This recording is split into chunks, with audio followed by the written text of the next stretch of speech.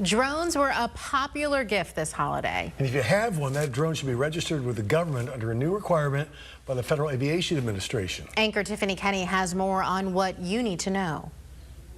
Felicia and Todd, Friday was the deadline to register all new drones, and there are a lot of them. The FAA predicted about 1 million drones would be given as holiday gifts last year, and this new rule is in response to heightened concerns about rogue drones getting too close to airplanes. Clear for takeoff.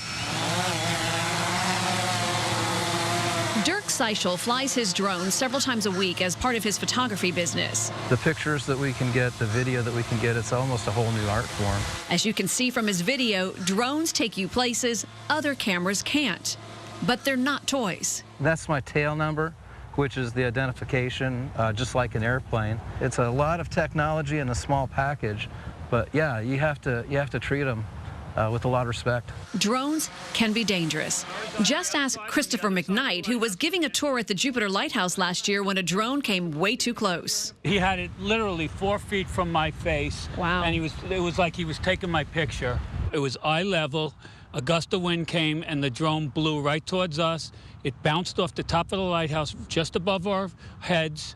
Had it been a foot or two lower, it could have took somebody's eye out. That near miss happened on a windy day when the owner should have never been flying his drone. In fact, that's one of the rules the FAA put into place to keep people safe.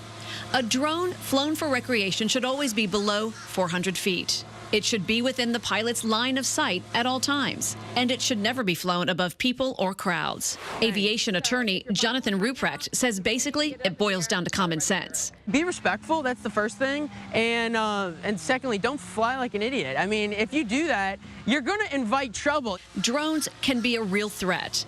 A recent study revealed that between December of 2013 and September of last year, there were a total of 921 incidents involving drones and manned aircraft in the national airspace.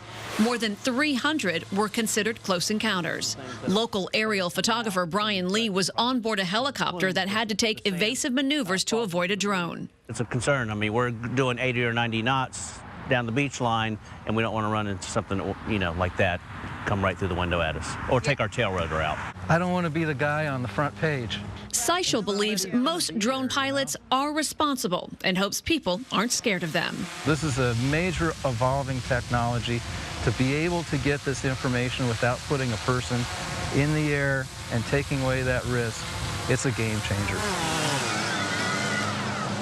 There are different rules when it comes to people who fly a drone for recreation and those who fly one as part of a business. The FAA explains this in its new campaign, Know Before You Fly. You can find information about that campaign on our WPBF mobile app. Meanwhile, some cities are starting to outlaw drones, including the town of Palm Beach, so you need to know your city's ordinance. As for enforcement of these rules here locally, local law enforcement says it is up to the FAA. We reached out to the FAA to ask how it plans to monitor drones, but no one returned our calls.